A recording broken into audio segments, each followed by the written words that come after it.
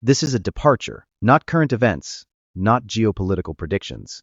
This is a lecture, a great books lecture, posted in January 2026, weeks before the US-Iran war began. A war Jiang predicted.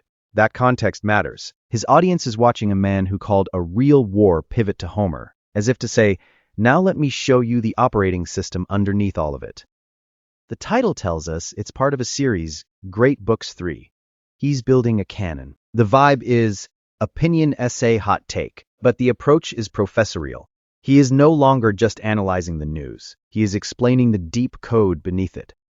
His central question, how is it possible that one epic poem can give birth to a civilization? Grand, romantic, the kind of question that invites sweeping answers, and sweep he does. He maps two Greek concepts, arete, excellence, and eudaimonia, flourishing, onto the Iliad's archetypes, Achilles the warrior, Odysseus the orator. Then comes his first big pivot. War-making and speech-making are really the same thing, but through different means. Both are about imposing your reality on the world. Force versus persuasion, same goal, dominance through narrative. This is where the predictive history pattern recognition engine becomes visible. The long speeches between Odysseus and Achilles aren't explorations of honor or grief.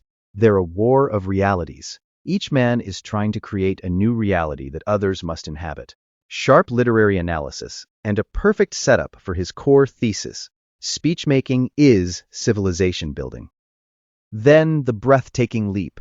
The Greeks educated by memorizing the Iliad, internalizing these narrative war techniques, epic poem, speech technique, democratic assembly. It ignores material conditions, economics, slavery, geography, everything. But it's a compelling story, and stories are his currency. Now the bigger pivot, he introduces Kant, noumena versus phenomena. Our minds as active shapers of reality. Standard Kant 101. But then, if we're able to control time and space, we can control reality unto itself. What controls time and space? Language. Who creates language? Poets. Therefore, poets create reality. He's taken Kant's epistemology and weaponized it into a theory of cultural creation. From here he goes full mystic. The poet becomes a prophet with a divine connection to the universe. He layers in Hegel's Geist, Jung's collective unconscious, Plato's forms. The universe is a divine psychic internet storing all memories. Homer didn't invent Achilles. He connected to Achilles' consciousness, which lives forever in the monad. Civilization is born when a poem becomes a portal to this universal consciousness. The Iliad was so alive, so connected to the universe itself, that when you observed it, you created a portal into the monad. Let's be honest, this is speculation dressed in the language of German idealism. The divine psychic internet is a seductive image, not a falsifiable theory. He takes a complex, multi-causal historical process, the rise of Greek civilization, and attributes it to a single mystical cause, a really good poem. But give him this, his breakdown of the competing speeches as reality creation is genuinely excellent. His point that shared stories are the bedrock of shared culture is a foundational truth of sociology. And the man can teach.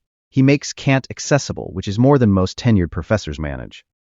His final move is pure predictive history, the practical application. Your mind is an antenna to the universe. When you read the Iliad, it's as though your download speed is now increasing. Reading the great books isn't education. It's literally connecting and talking to God itself. For an audience living through the chaos of 2026, this message lands. Don't just watch the news, plug into the eternal source code through Homer. It positions him as a spiritual guide, not just an analyst. In summary, no predictions this time. Instead, he built the philosophical foundation for his entire channel. Reality is shaped by narratives. The most powerful narratives access a timeless collective consciousness, and studying them grants predictive power, a theory of everything, wrapped in a lecture on Homer, vastly more ambitious and vastly less rigorous than his geopolitical content. OK count, 54. The OK here functions as a pedagogical checkpoint, shepherding his audience through increasingly abstract terrain, less a verbal tick, more a sheepdog nipping at your heels every time you start to drift.